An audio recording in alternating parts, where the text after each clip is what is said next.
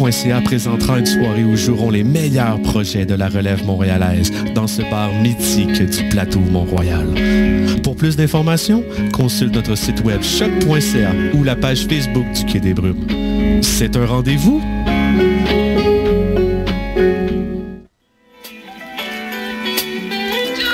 Salut tout le monde! Ici Mireille de ta balado culturelle préférée, Dans les airs. Pour cette saison, on fait ça en mode aérien avec des chroniques qui varient en thème à chaque épisode. T'es étudiant à l'UQAM et t'aimerais vraiment ça venir nous parler au micro des événements culturels qui te font triper dans la ville? T'as juste à m'écrire à communication@choc.ca.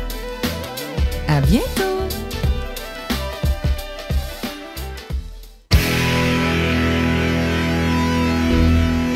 Pour être aux premières loges de la découverte musicale dans toute sa diversité, c'est au Francouverte que ça se passe. Du 11 mars au 13 mai, en salle ou sur le web, le concours vitrine vous présente 11 soirées, 21 artistes de la scène émergente ainsi que de nombreux invités. Rendez-vous à francouverte.com pour connaître toute la programmation, choisir vos spectacles et visionner une foule de vidéos. Les Francouvertes n'ont plus de frontières. Tentez l'expérience. Une présentation de SiriusXM.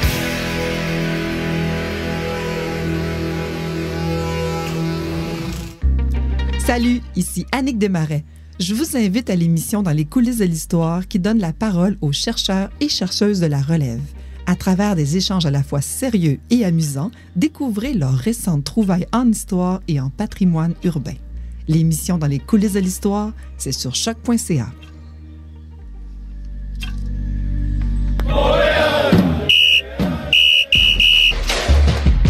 C'est le début de la troisième demi. Podcast soccer ludique. Sur les ondes de choc.ca. Voici la troisième demi. Hey! Hey! On est live, on est dans du rêve, on est brûlé et on est en short, en dessous de la neige pour une raison que j'ignore. En avril, ne te découvre pas d'un film, mais j'ai absolument aucune idée de ce qui se passe avec la météo. Mais je sais ce qui se passe avec le soccer. Et c'est pour ça qu'on est là avec Simon Paquette. Yes! Salut Mathieu. Salut. Ça va, cool. Cool. On a aussi le plus bel homme au Québec, Richard RDS. Bonjour tout le monde. Lou aime son vrai nom de famille, là, son lit... T'es-tu baptisé? Non, c'est pas vrai. Trop de questions. Trop de questions. Ça va très bien. Je m'attendrai jamais que ton surnom, ça soit Richard RDS. Même moi, je sais pas quoi faire avec ce surnom-là. Est-ce que genre notre surnom, c'est toute la job où on travaille? Mathieu Montréal. Ah, Mathieu Montréal, Richard RDS, puis... Simon Bordel. Simon Bordel. Simon Bordel. Simon Bordel, Pierre Letendre. Ah ben oui. C'est vrai. Étienne Zarico. Ça va. C'est excellent. C'est vrai. Tant qu'on n'aille pas un Carl Police. Ah ben oui. Ouais.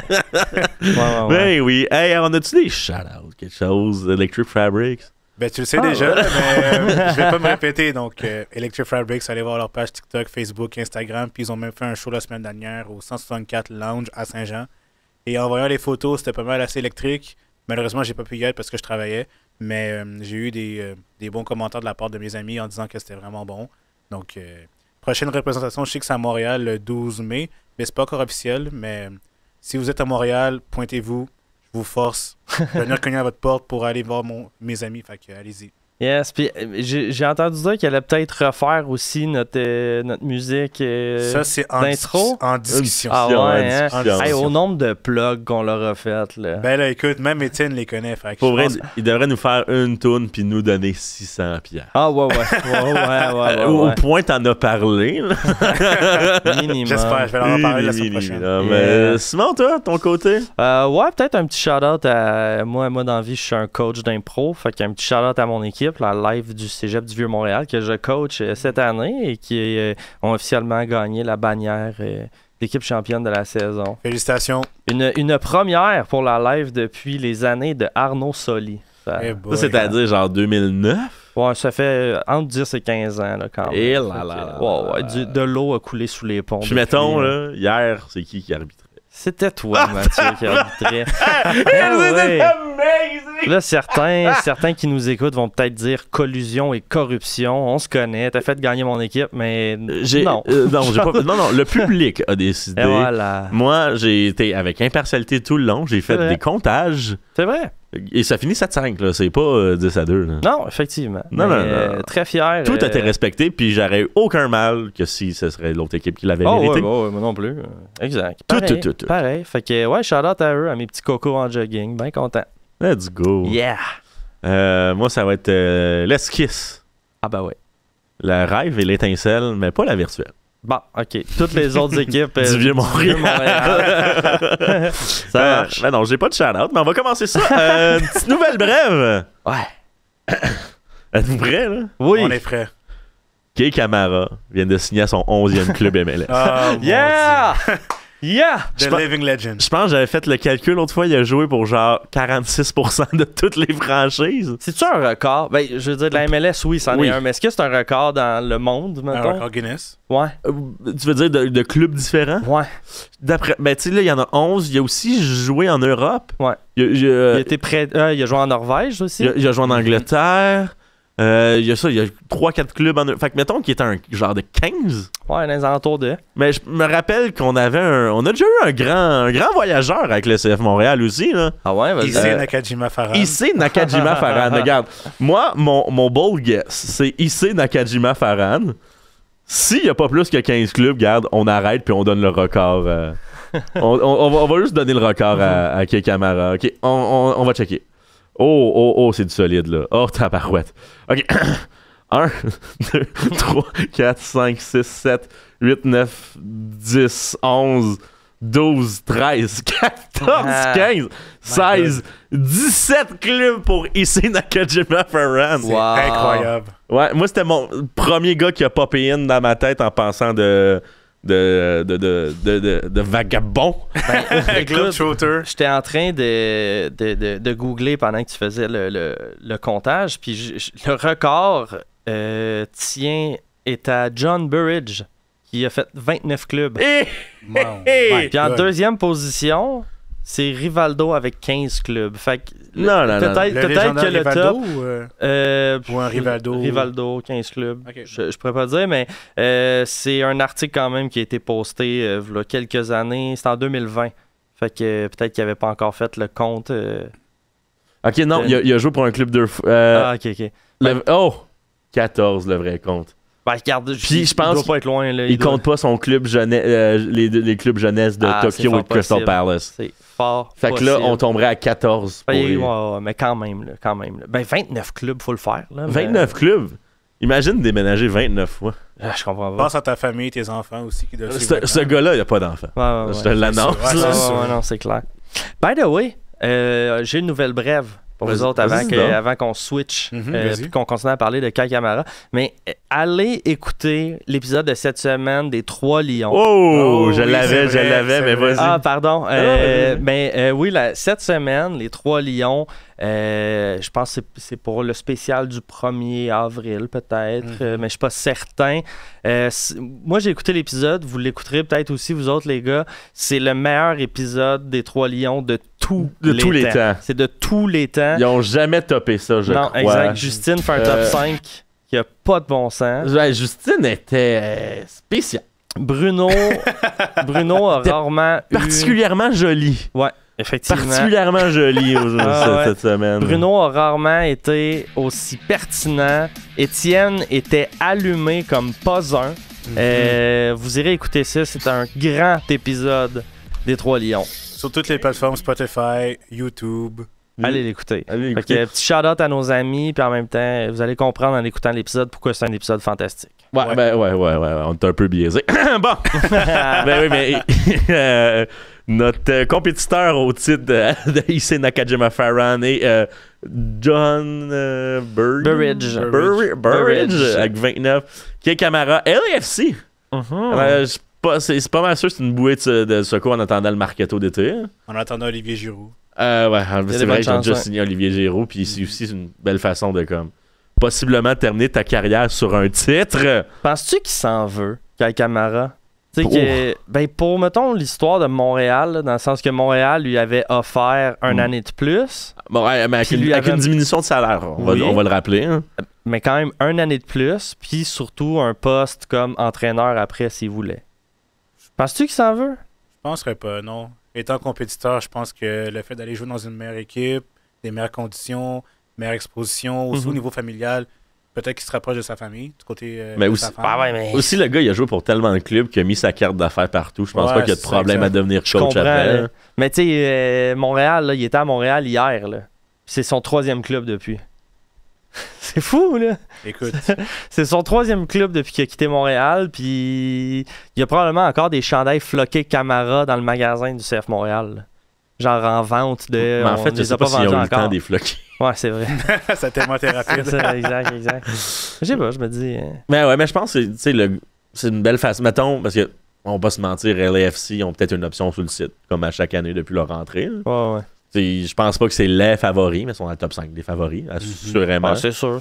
Fait que c'est peut-être une belle façon de, comme, même si, tu sais, t'as Olivier Giroud qui arrive. Ah, exact. Puis Olivier Giroud, je ne m'abuse, je dis des stats de même, mais c'est genre 16 buts, 4 passes en 38 games de la Série A, là. C'est le meilleur buteur de l'histoire de l'équipe de France également.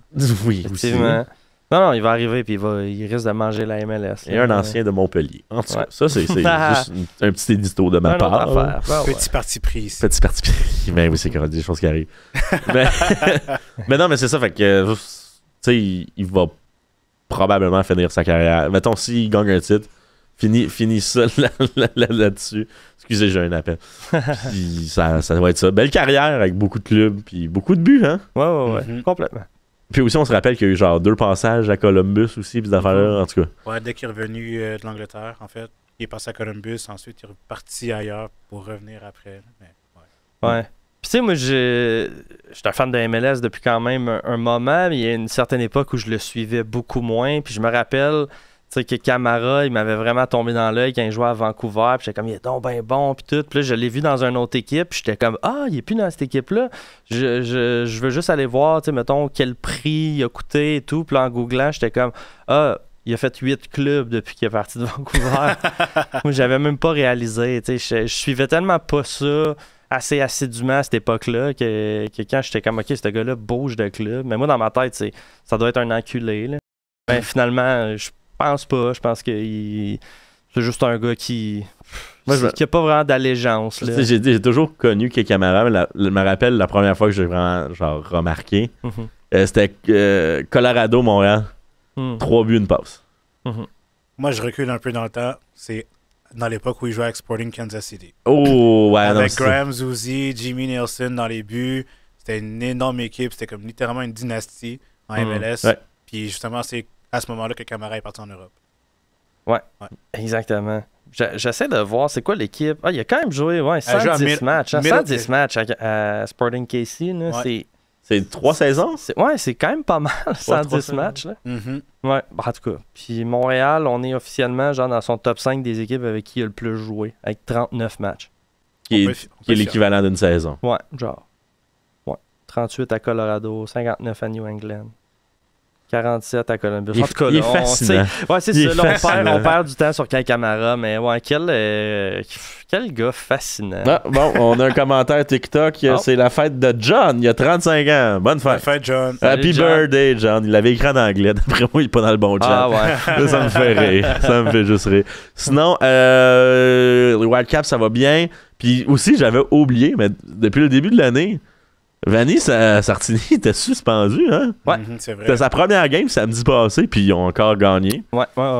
Bon club, Vancouver. Encore une fois, cette année. Très solide. J'aime beaucoup leur style de jeu. Leur gardien qui est solide, qui est un japonais, donc petit parti pris pour Simon. Yeah, baby! Mais juste la cohésion qu'il y a dans cette équipe-là, c'est juste magnifique à voir. Puis j'espère que ça va se transmettre également en séries éliminatoires. Je pense qu'ils sont, deuxième dans l'Ouest, si je ne me trompe pas. Mais si ça se poursuit ainsi, moi, je suis vraiment content de voir une équipe canadienne performer. Outre les Américains. Tu sais, je veux pas me faire lancer de tomates, mais en ce moment, je pense que c'est le meilleur club canadien. 100%. Tu pourras jamais dire que c'est Toronto. Effectivement. Mais Toronto, honnêtement, sont pas mal surprenants cette année. Mais moi, j'avais un peu des attentes envers eux à savoir si ça allait marcher ou non avec les 2 joueurs italiens, Insigne et Bernardeschi. Quand tu parles de joueurs italiens, tu parles-tu du gars qui est blessé pour genre 1 mois et demi? D'ailleurs, c'est ça, j'allais m'en venir avec Lorenzo Insigne. À peu près 6-7 semaines de out du jeu. Avec un armstring injury. C'est un tendon, n'est-ce pas? Ouais, c'est un tendon. Ouais, au niveau de la cuisse. Au niveau de la cuisse, ouais. Fait que c'est ça, fait que... c'est quoi, ça? C'est 10 games? À peu près. Mais tu sais, c'est ça. John Herman, il avait dit en plus en début d'année, il était comme. Tu sais, pas qu'il a abandonné avec Insigne, pas du tout, mais qu'il a rappelé aux fans, il a dit Insigne, là, il est rendu là dans sa carrière. De comme on va le prendre quand il va passer, quand il est disponible, c'est le meilleur joueur de l'équipe, mais ça va venir avec des blessures, c'est sûr et certain. Puis je pense que le début de saison, tout feu, tout flamme de TFC, a peut-être fait un peu oublier aux fans que ça allait arriver éventuellement qu'elle allait se blesser. Puis c'est un peu une douche froide, je pense, pour l'équipe. Là, ton chef d'orchestre tombe au combat, puis pas pour une semaine ou deux, là, quand même, pour une bonne durée. Ouais, c'est ça. Là, t'sais. Mais t'as quand même des bonnes armes autour de Insigne, justement. Bernardeschi, t'as Prince Owusu, t'as Ayo Kinola qui est sur le banc, mais qui peut rentrer, mais parfois il est un petit peu inconstant selon les conditions de match, puis au niveau des conditions physiques. Osorio qui est toujours aussi constant. Pour moi, c'est le meilleur joueur de cette équipe-là, en excluant les 2 Italiens.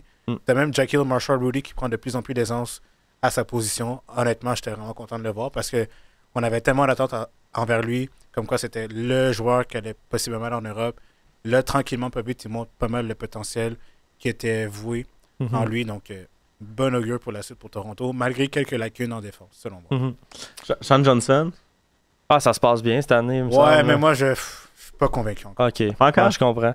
Mais... Non, c'est Luka Gavran dans les buts en ce moment. Puis Johnson est blessé, si je me trompe pas. Ouais, exact. Donc, genre dans le même match qu'Insigne, si je me trompe pas en plus. Là. Ils en ont perdu 2 d'une shot. Là. Mais il y a juste une affaire que j'aime pas de Toronto. La ville? Ben, il y a beaucoup de choses que j'aime pas de Toronto, mais ils fonctionnent pas sur le même moule que Montréal ou Vancouver. Ben, Montréal est vraiment axé sur la jeunesse en ce moment, puis sur essayer de créer des petits talents à partir de très jeunes joueurs. Je pense que Vancouver sont dans l'entre-deux, qui n'ont pas peur de dépenser un certain montant. Le gardien japonais, il avait quand même coûté de l'argent. Ryan Gold aussi. C'est quoi, c'est Price? Non, White. Brian White, ouais. Qui ont comme... Le Messi écossais. Qui ont quand même dépensé de l'argent sur certains joueurs, mais ils ont aussi des jeunes joueurs qui se développent tranquillement dans ce club-là. Ryan Raposo en est un, là, un parmi d'autres. Là, on ne parlera pas d'Alfonso Davies. Voyons, Ali Ahmed, c'est ça son nom? Oui, qui est un autre jeune qui est en train de percer l'équipe canadienne. Tandis qu'à Toronto, j'ai l'impression que c'est lent et long. Là. Les jeunes qui performent le mieux, c'est les jeunes qui sont partis. Jaden Nelson, qui est à Rosenberg. Schaffelberg. Ralph Prisseau, justement, qui est rendu à Vancouver maintenant. Ben oui. Schaffelberg. Genre, en ce moment, il est en train de tout péter dans la ligue. Il a fait passer... Il est tellement bon, Jacob Schaffelberg. Mais oui, tu sais, pour vrai, genre, ce gars-là, s'il resterait à Toronto, il aurait possiblement plus de carrière déjà. Là. Il ferait comme Akinola en ce moment, qui est en train de gâcher ses meilleures années. Tu sais, Akinola, à n'importe quel moment, tu l'envoies dans une autre équipe qui le met plus en valeur qu'un Toronto qui, on dirait, essaie juste de l'enterrer dans leur depth chart en se payant des gros joueurs. Ben, t'es en train de gâcher son talent. Jackie Marshall-Rudy, on parle de lui depuis qu'il a 16 ans. Là. S'il était à Montréal, ce gars-là serait déjà en Europe comme Koné. Je suis sûr et certain. Tandis que genre... Oui, parce qu'on lui aurait laissé sa place. Mais oui. À Toronto, il l'enterre en arrière de gars qui vont payer pour une coupe de millions, qui font pas nécessairement mieux. Puis là, en ce moment, il joue, mais juste parce que le club a déjà tout mis ses jeux dans le même panier en dépensant genre des millions sur 2 Italiens semi-blessés. Sur Matty Longstaff également. Ouais. Puis là, ils sont en train de voir que comme... Ah! Marshall-Rudy, ça a l'air qu'il est capable de jouer finalement. Ça fait 3 ans qu'on le sait. Ben oui. C'est pour ça, là, je suis comme... Puis ça, on n'est même pas dans le giron de l'équipe, puis on suit pas vraiment Toronto, puis nous, ça fait 3 ans qu'on le sait. Ben ouais, c'est ça. C'est un peu triste. Mais en même temps, je m'en fous d'eux. Ben oui, c'est ça, genre, rien à chier. Là. Schaffelberg, je suis juste content qu'il réussisse à Nashville en ce moment. Là. Je suis comme, viens à Montréal, bébé, nous autres, on va bien te traiter. Ça rimait tout ça. On dirait que c'est une invitation. T'es-tu encore avec Véro? Ouais, c'est ça. Oui, mais en tout cas, c'était mon run sur Toronto. C'est mon run sur Toronto qui est, genre, en plus de me faire chier parce que c'est des adversaires directs à Montréal, ils me font chier parce qu'ils sont même pas hâte de développer les joueurs de leur académie pour qu'ils soient bons. Mais ça, c'est pas ton problème, rendu là, on s'en Ben, fout, c'est là. mon problème pour l'équipe canadienne.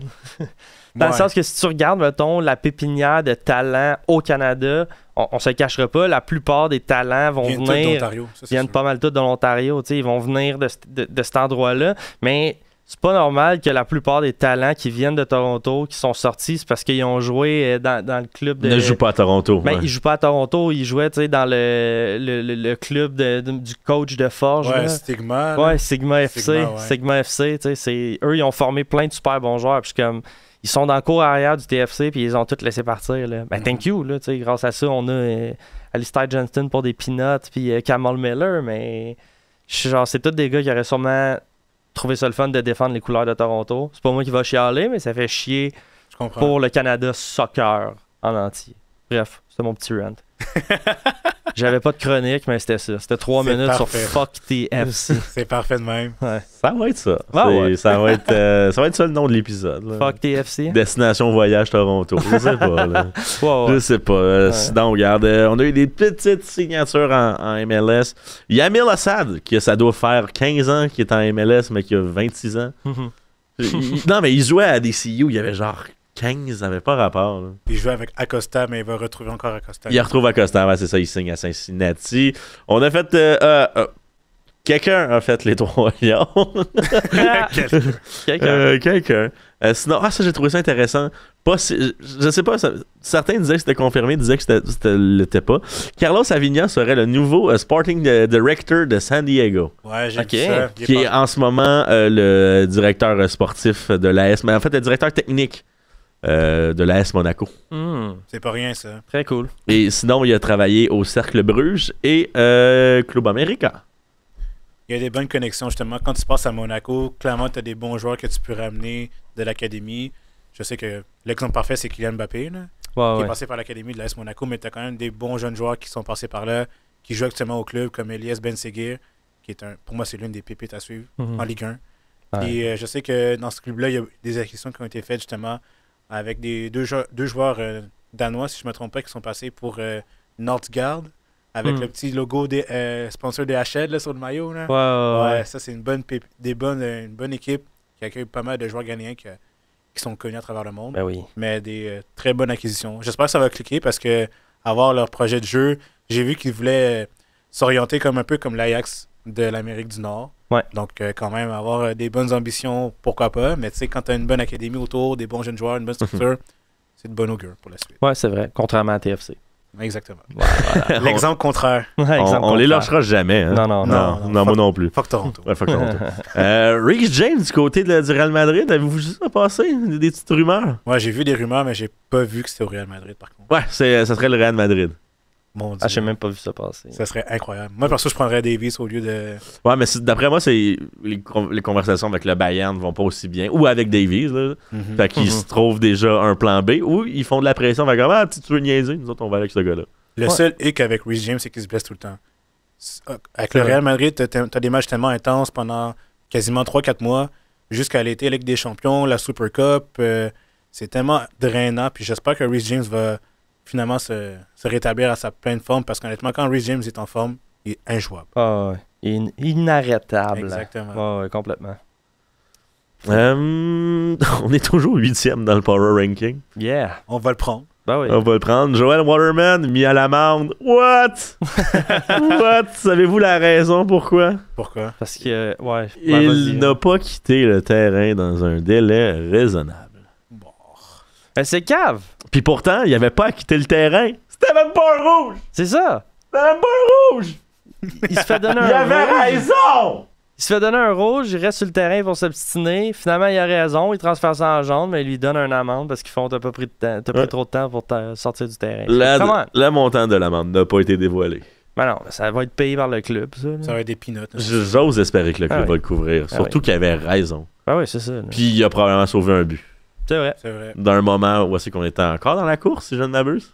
Ouais. Encore 0-0, même si on l'a jamais été là, dans ce match-là. Mais en tout cas, on en parlera tantôt. Là. Xavier du côté de l'Ajax, comme coach. Ouais. What? Ouais. En tout cas. Why not? Honnêtement, moi, je suis pour. Là. C'est un gars qui est passé par Barcelone, mais qui a vraiment mis l'accent sur les jeunes. Puis justement, l'Ajax, c'est justement lié avec les jeunes. Ils ont une bonne académie, l'un des meilleurs centres de formation au monde pour les jeunes joueurs de foot, donc pourquoi pas. Sinon, ça, ma nouvelle. L'Allemagne qui ont bloqué un numéro de flocage, avez-vous vu ça? Non, j'ai pas vu. Ils ont empêché qu'on parce que leur maillot, les chiffres ont comme un. Comment on dit, une police de caractère un peu différente, genre pointu-ish. Ils ont bloqué d'avoir le numéro 44 à cause ça ressemblait trop au SS. Ok, à la Swastika. Ouais. Mais ça, les SS, là, la police nationale, en tout cas. Ça ressemblait trop à ça, fait qu'ils ont bloqué. Le fait que ça ressemblait trop à. Je peux comprendre. À de l'histoire pas si lointaine que ça pour nos amis allemands. Je peux comprendre. Petit pouce là-dessus. En fait, ça, c'est par rapport à l'Allemagne. Là. J'ai cru voir une petite nouvelle vraie, mais je sais pas si c'est officiel, mais l'équipementier Adidas sera plus avec l'Allemagne. Ah ouais? Ouais.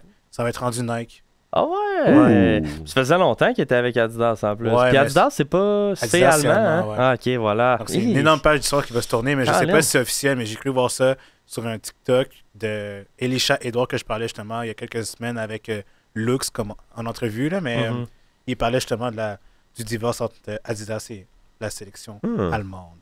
Ouais. Sinon, là, on va rentrer un peu plus à la maison. On a eu un échange. On a échangé une place de joueur étranger en 2024 contre 150 000 de General Allocation Money, du GAM Money, de l'argent de location générale. Et dans la même heure, on a prêté Robert Torkelson au Kongsvinger Top Football, qui est une équipe de 2e division norvégienne. Et que leur meilleur joueur, selon Transfer Market, il s'appelle Joel Nielsen. Ailier droit de 29 ans. Il a l'air un peu d'un YouTuber. Je pense que c'est une insulte, ça. Ah, peut-être. Ouais. Il a l'air d'un YouTuber. En tout cas. Mais Bob, qui était blessé depuis le début de l'année, va aller prendre de l'expérience dans un championnat un peu moindre, si je ne peux m'amuser. Il va jouer, là, enfin. Fait que, souhaitons-lui bien de l'expérience, puis qu'il passe sur la ligue, ça pourrait être le fun. Ouais. Ben, c'est ça. Mais je pense qu'il y a une option d'achat aussi. Après ça, je sais pas comment. Si l'option d'achat est super élevée, justement, pour pas que le club norvégien de 2e division l'achète, puis qu'il revienne chez nous. Aucun club là. de première division l'achète également. Parce que c'est possible. C'est vrai, ça se peut. Moi, je me demande juste à travers tout ça, la place de joueur étranger qu'on a vendue, c'était-tu la place à Robert? Je sais pas, on en avait 2. Ou on avait un autre. Mais bref, là, on a de l'argent puis un spot de roster de lousse. Ouais, c'est ça. Puis aussi, c'est à voir. Je sais pas si vous êtes allé à la présentation des joueurs du CF Montréal qui était cette semaine au MTLUS. Non. Mais Olivier Renard a dit en ce moment qu'il travaillait à faire une autre acquisition. Il aimerait ça dans des jours rapprochés ou des semaines rapprochées. Il a hinté peut-être l'arrivée de quelqu'un prochainement. Il se donne les moyens du bar, là. J'ai l'impression que ce move-là de Torkelson, ça va, plus le petit 150 000 qu'on récupère de plus, que ça l'annonce peut-être potentiellement l'arrivée prochaine de quelqu'un. Mais est-ce que ce serait un transfert en MLS? Sûrement. Je ne sais pas. Encore Nilton, salut, coucou Nilton. Il a partagé aujourd'hui, je pense, sur son X, formerly known as Twitter, que si ces calculs sont bons, on aurait quelque chose comme un 1,6 million de gamme disponible. Okay. Intéressant. Avec le départ de Torx et le 150 qu'on a ramassé, plus ce qui restait de l'année passée, qu'on a le droit d'utiliser et tout. Ouais. Fait évidemment, on ne sait pas si le CF Montréal va utiliser 1,6 sur une personne ou ils vont l'utiliser pour payer des salaires à gauche et à droite. Ouais, mais déjà, là, un attaquant à 900 000, là. Sachez que ce 1,6 million-là de là, il est là. Puis même si c'est 800 000 ou 1 million, tu sais, un deuxième genre de Coccaro à une autre position. Je veux pas de neuf. Pas d'attaquant, mais tu sais, je veux dire, tu sais, un autre joueur qui se défend bien à l'international, peut-être. Mais sinon, regarde, on saute-tu dans la game, là? Ben, on peut bien. Let's go. Moi, je veux un nouveau neuf. Ah ouais. Parce qu'on peut pas mettre les deux gars en même temps. Non, ça, c'est sûr. Coccaro puis Martinez ne peuvent pas jouer en même temps. Ouais. Coccaro ne peut pas jouer 90 minutes, c'est terrifiant. Ouais. Martinez ne peut pas jouer 90 minutes, c'est terrifiant. Ouais. Fait qu'il nous faut quelqu'un qui peut jouer 90 minutes. J'imagine que ça aurait dû être Opoku. Là. C'est vrai, il est blessé. Hein. Ouais. En principe, ça serait lui. Ouais. Ouais. Mais il y a Mason Toy. Là. LOL Non, XD. je sais, je rigole. LOL XD. Mais ouais. Non, Ouais. je nous souhaite que le transfert, c'est Mason Toy.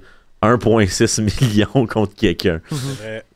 Il y a Ben, Wanyama qui est sous le banc également. Ça, encore une fois, plusieurs questionnements à savoir son utilisation. Est-ce qu'il devrait jouer à la pièce de Piet lors de certains matchs? Non. Il y a eu des discussions. J'ai vu un peu sur les réseaux sociaux comme quoi pourquoi on bench Wanyama, pourquoi on ne l'a pas fait rentrer à la place de Piet ou un milieu de terrain X durant la rencontre. Parce que honnêtement, Wanyama, malgré son tempérament, son leadership, est-ce qu'il amènerait une touche supplémentaire avec le CF Montréal actuel? Parce que là, on voit un CF Montréal qui est très, très constant défensivement, une bonne assise au milieu de terrain. Wanyama amènerait une bonne fondation, mais est-ce que ce serait utile? Je sais pas. Je sais plus. Ouais, je sais pas. Wanyama, il est très briseur. Genre, Dans quel sens? les passes, les lignes, tout. OK. Surtout que tout dépendant comment est-ce qu'il remplace one-on-one Piet ou Piet est là, mais comme il prête un peu plus à l'avant, puis comme. Tu sais, les interceptions qu'on n'a pas faites, puis qui a fait en sorte qu'on s'est fait dominer tout le long samedi à Washington.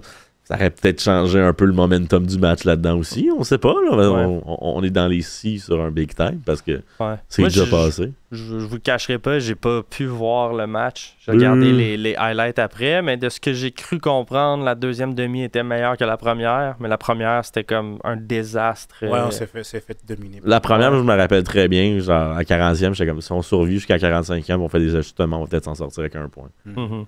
Et justement, c'est à ce moment-là que j'aurais amené Wanyama pour amener une certaine assise au milieu de terrain. Parce que, outre Piet qui a été excellent, je sais, je vais devancer, là, mais c'est mon joueur du match, le Piet. Là. Mais j'aurais aimé ça avoir un duo Wanyama-Piet juste pour être beaucoup plus allé dans l'avant. Je dis pas que Saliba était mauvais, loin de là, mais Non. il faut qu'il prenne de plus en plus de minutes, puis ça fait juste. Y a-tu eu deux des matchs. minutes cette année? Ouais, il a joué à Chicago. Mhm. Ouais. Mais justement, ça n'a pas été un match glorieux, là, mais ça prend plus de minutes dans les jambes. Puis Wanyama, justement, l'expérience que justement en Ligue des Champions, en Europe, pourquoi pas être utile à ce moment-ci du match. Moi, j'aurais fait jouer, mais bon. Ben, rendu là avec les derniers résultats, on peut brasser les cartes. Là. C'est ça. Ben, sinon, regarde, on va parler du match en tant que tel. Là, on n'a pas encore parlé. Mince 1-0, un but à la 85e, un golazo. C'est un très beau but de Pedro Santos. Ouais. Qui a fait mal au cœur, soit dit en passant. Mais tu sais, on s'est fait dominer 22-7 pour les tirs, 6 contre 2 pour les cadrer. On a la possession en 57-43. On a les passes à 478 contre 360. Plus précis, ben on est plus fautif, on a plus de cartons jaunes, on a moins d'hors-jeu, puis à peu près la même chose pour les coups de pied de coin. Honnêtement, c'était la meilleure opposition qu'on a eue durant le début de la saison. Ah, on respirait pas. Hein. Non, pas du tout. Honnêtement, c'est une bonne chose en soi parce que ça nous permet de réfléchir sur nos erreurs à corriger. Puis en même temps, quand je regarde les autres matchs avec Chicago, le Seattle qui va s'en venir samedi, ça va être un match extrêmement compliqué. Là. Ah ouais. Mais parmi tous les adversaires qu'on a affrontés, je pense que DC nous a vraiment donné une claque en plein visage puis nous a juste dit « Ah, you know what? On va travailler sur certains aspects. » Puis là, ça va être corrigé. Puis j'espère qu'à Seattle, ça va être un meilleur résultat. Ouais, mais oui, évidemment. Ben, tu sais, comme je dis, moi, j'ai pas regardé le match, mais je pense que c'est Adi Raphaël qui disait que DC United, c'était un club qui était bâti pour défaire le style de jeu de Montréal. Ouais, c'est des Qui était cols bleus. Là. Ouais, c'est ça, qui était comme, regarde, ça a de l'air sur papier d'une équipe qui est peut-être plus inoffensive que les autres gros canons qu'on a vus en début de saison. Genre de Mais Miami. genre Miami ou Orlando aussi, là, que sur papier, c'était supposé être un viandage. de grosse équipe cette année, tu sais, puis que DC, peut-être un peu moins sexy, parce qu'on se rappelle d'eux de l'année passée, ben, tu sais, des dernières années. Puis là, avec le changement de garde, le nouveau coach et tout, semblerait-il que sur papier, DC a une équipe qui est faite exactement pour contrer Montréal puis pour être capable de nous éteindre. Puis j'ai l'impression que c'est ce qui s'est passé. Fait que, En effet. j'ai hâte de voir Seattle, mais heureusement, c'est le dernier. Là. Sur la route, là, ça paraît que les gars commencent à être essoufflés. Là, ils ont hâte de revenir à la maison et d'avoir un vrai match Devant les partisans. devant plus. les partisans. Ouais, Avec ouais. l'engouement qu'il y a eu au MTLUS, je m'attends à ce que le stade soit électrique. Ah ouais, ça Clairement. va être la folie. Là. Je nous le souhaite. Là. On serait dû pour du positif. C'est vrai. Espérons qu'il n'y ait plus de neige là, au stade Saputo parce que là, à ce moment, c'est le déluge. Là. C'est vrai, c'est le 18, c'est ça? C'est le 13 avril.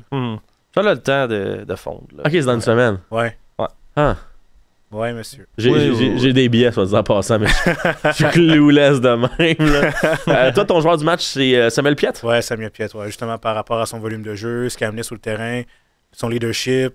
C'est sûr, j'aurais aimé ça voir Wanyama. Petite parenthèse, j'aimerais faire un petit shout-out à Lassie Lapanainen qui a été plutôt bon à son entrée, qui a pas été mauvais, qui a failli marquer même. Puis, ouais, Piette, pour moi, encore une fois, un vrai leader. Parlant de failli marquer, Juan, il aurait tellement dû prendre sa shot. Ah, man, ce gars-là, là. Ah, mon Dieu. Ouais, ben moi, mon joueur du match, je pense que je vais y aller avec Gabriele Corbeau. Bon pour plusieurs raisons que j'ai beaucoup tapé sur le bec dans les années passées. Puis là, tu sais, Joel Waterman a commis beaucoup de fautes. Il y a dont 2 fautes qui ont l'idée à des occasions de but. Mais Gabriele, il en a rattrapé une des 2. L'autre, Joël l'a rattrapé lui-même. Mais Gabriele est très alerte, même à dégager un ballon sur la ligne. J'ai vraiment beaucoup aimé. Surtout par rapport à ce que j'ai dit sur lui au fil du temps. Je vois vraiment une belle progression, une belle aisance sur le jeu de sa part.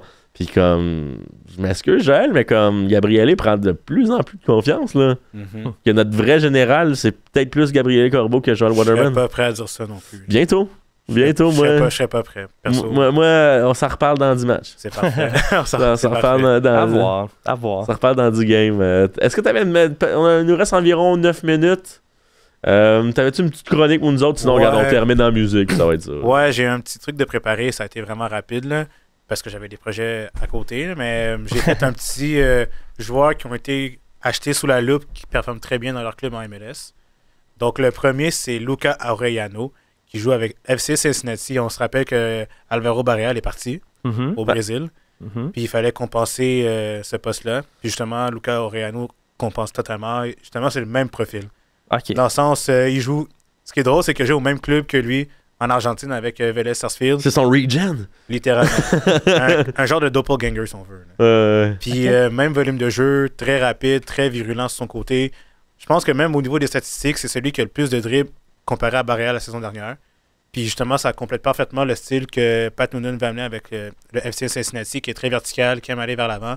Puis il y a une belle synergie avec Lucho Acosta, justement. Puis les deux se connaissent très bien, font... flèche de tout bois, comme on dit.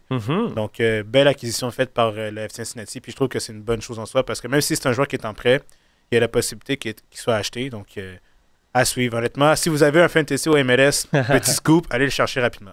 Puis, sais-tu combien il a coûté en prêt? Ou Oh mon Dieu, je sais pas. Ça n'a pas été si cher que ça, là, mais il y a une possibilité qu'il soit acheté. Mais avoir ses prestations actuelles, je pense que Cincinnati va faire le move.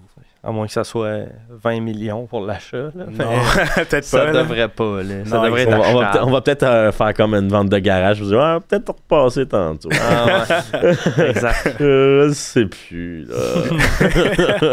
Je l'aime beaucoup, ce vase. Mais... Sinon, le deuxième joueur que j'avais, c'est un joueur que Pierre affectionne beaucoup.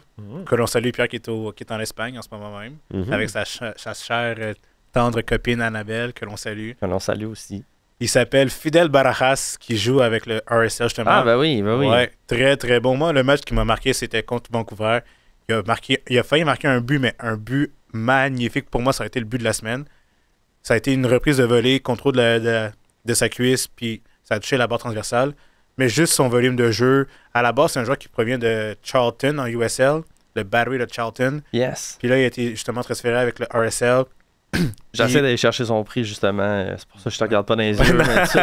Non, pas trop. Puis justement, parce que là, quand il est parti de RSL, quand il est parti de Charlton, il y avait quand même des grosses attentes à son égard, comme quoi c'était le joueur électrisant dans cette équipe-là. Puis comme de fait, justice est rendue parce qu'il était très, très bon lors de son premier match officiel. Puis même, ça a été comme la doublure de Diego Luna, qui est parti avec la sélection américaine U23. Mais là, maintenant, avec quelques prestations qu'il nous a faites, honnêtement, c'est du lourd. Puis justement, le Mexique et les États-Unis se battent pour avoir ce joueur-là. Donc, ça dit beaucoup sur la personne. Puis justement, ce qu'il peut apporter. Justement, il est très, très bon techniquement, à bon volume de jeu. Il y a une bonne vista, comme on dit dans le jargon du foot. Puis attendez-vous à ce que ce soit un joueur qui perce l'alignement assez rapidement dans les quelques années même. Il a été transféré pour 230 000 de Charleston vers Salt Lake. Fait que, ouais, non. C'est une bonne pioche. Puis il a 17 ans, puis il vaut déjà 1 million. Il va avoir 18 dans quelques jours. Ah, ok, je comprends pourquoi les gens se l'arrachent. Ouais, 2 passes décisives en 4 matchs. Genre, c'est pas laid comme statistique à 17 ans. Non, C'est pas chiant. Ouais, puis tu sais, 230 000, c'est à peu près un tiers du prix qu'on a payé Mason Toy, je pense. C'est ça. Ça fait mal. Tout ce que je voulais dire. Sinon, samedi, Montréal-Seattle, 10h30. Le match n'est pas gratuit. Ouais. Ah, Non, mais il est à RDS. Il est à RD. Oh, Richard. T'avais fini, Richard, ou il t'en Ouais, reste non, un j'ai autre? fini, Ok, j'ai ok, fini. ok, il y en avait excuse-moi. deux. J'ai rien dit. Sinon, on regarde leur nouveau joueur désigné, Pedro de la Vega, est blessé. Obed Fargas est blessé. Yoa Polo est blessé. Reed Baker Whiting est blessé. Brodilio Rodriguez est blessé. C'est une des pires équipes cette année. Ils sont 14e dans l'Ouest. Étonnamment. Ils ont 2 points. Je pense qu'il faut pas les prendre à la légère, mais je pense que c'est prenable. Moi, je ne dirais pas ça. Non, mais je veux pas dire que c'est une cause gratuite au bingo, pas ça, là. Je veux juste dire que comme si on joue genre avec la grinta qu'on avait contre Miami, on se met des chances de l'autre côté, là. Ben Ouais, oui. clairement. Là. Puis tu sais, moi, il y a quand même une statistique assez marquante, là, mais genre depuis le début de la saison, en 5 matchs, ils ont 4 buts marqués. C'est dégueulasse, là. T'sais, 4 buts? Ouais, ils ont 4 buts dans leur saison entière en ce moment. En 5 games. En 5 games. Dont une game contre San Jose, qui sont avant-derniers, on s'entend, qui ont perdu 3-2. Fait que la moitié de leur but vient D'une défaite. vient d'une défaite contre l'équipe qui était dernier au Power Ranking pour commencer l'année. Ouais. Juste un peu en dessous de Montréal. Qui est Ça en l'équ- dit long, là. Qui est l'équipe qui est juste au-dessus d'eux autres par 1 point à cause qu'ils ont 3 points. Grâce à la victoire. Grâce à la victoire. Fait que je pense quand même que ça en dit sur la qualité de Seattle, mais en même temps, les Sounders, il faut jamais les enterrer. Ils ont... Surtout à domicile. Là. Exactement. Puis ils ont toujours du monde qui peuvent surprendre dans cette équipe-là. Quelqu'un qui peut avoir un éclair de génie, sortir du lot, faire un but. Mais je pense que ça va être une des rares fois cette année que si on s'en va sur les sites de paris sportifs, ça se peut que Montréal soit avantagé. À cause du classement, peut-être. Ouais. C'est un mix de pas mal toutes leur affaire, là, Ouais, les équipes, puis la force, puis le classement, mais ouais. Mais aussi, c'est comme, tu sais, Jordan Morris, là. Mhm. Ouais. Il y a lui qui est là. Hein. Attention, là. Ouais, c'est sûr. Parce que si on il laisse un trou dans le défensif, je m'excuse, mais C'est fini Il pour peut lui. pas. il va rentrer comme le chat dans la porte, là, dans la petite trappe à chat, puis on le reverra plus, là. Exact. Ça va Fait que, t'échapper. On a-tu pronostic quelque chose là-dessus, là? je Je sais vais, pas. je vais dire un petit 1-1. Bien tranquille, peinard. Ah Ou même, ouais? à la limite, peut-être un 2-1 à l'arraché du CF Montréal, là, mais 1-1, ça serait l'idéal. Maudite bonne question. On dirait qu'on a tellement eu genre un 3 premiers matchs de la saison qui était le fun puis qui m'a mis en confiance, suivi de 2 matchs plutôt difficiles là, où on s'est écroulé dans la ville des vents, puis après ça, la bonne volée qu'on a mangée la semaine passée. Fait que j'ai le goût d'être plus pessimiste qu'optimiste cette semaine. Fait que je vais y aller avec un 22-0 Montréal. Tabarouette! Non, j'exagère. Hey, t'y crois pas? Je vais y aller. crois pas? Je vais y aller avec un léger 2-1 Montréal, mais on va se faire dominer, puis on sera pas content après le match. Puis là, moi aussi, j'ai avec un 2-1 Montréal. Ouais. Mais là, on en retourne comment? Est-ce qu'on en refait starter 2? On peut pas refaire ça. Non. Non. Mais genre, j'aurais aucun malaise que, genre, mettons, Martinez et Vilsain start. Ça, je serais quand même down aussi. Ça se peut, mais. Puis qu'on garde Coccaro pour la 60e, puis que là, on voit comment que le petit Moses... Je sais pas. Moi, j'aime mieux Coccaro pour partir le match, par exemple. Il y a une belle fougue, c'est ça. Ouais, c'est. Puis il épuise. Il s'en va chercher genre des penalties en début de match parce qu'il est fougueux. Comme ça, quand l'autre équipe est tannée de courir puis commence à être épuisée, Ok, bye. tu rentres un Martinez qui est juste là pour te prendre en faute puis en erreur puis la mettre dans le net. Surtout que Seattle en défense, c'est une défense qui est pas mal assez lente, là, surtout dans la charnière centrale. Mais je pense que justement la fougue de Coccaro peut amener justement cette étincelle qui pourrait allumer les filets. Mm-hmm. Exact. Puis, ouais, moi, ça m'allume ce match-là. J'espère honnêtement qu'on va bien s'en sortir. Ça serait juste le fun qu'on la gagne, celle-là. Puis après ça, si on sort avec une nulle, c'est correct. Mais si on le perd, notre premier match à la maison, c'est contre Cincinnati, hein? Ouais, exact. Faut réouvrir. Si on perd ce match-là, il faut réouvrir le petit calepin de notes là, de qu'est-ce qu'on fait. Le petit playbook. On a Là. un petit playbook. Hey, il nous reste genre 30 secondes. Fait qu'on va se quitter! Ben ouais! On va mettre de la petite musique. Merci, Richard. Merci les Simon. boys. Merci, Mathieu. Et là-dessus, on va se quitter avec du Marco Emma, mais avant... Ciao! Top 10!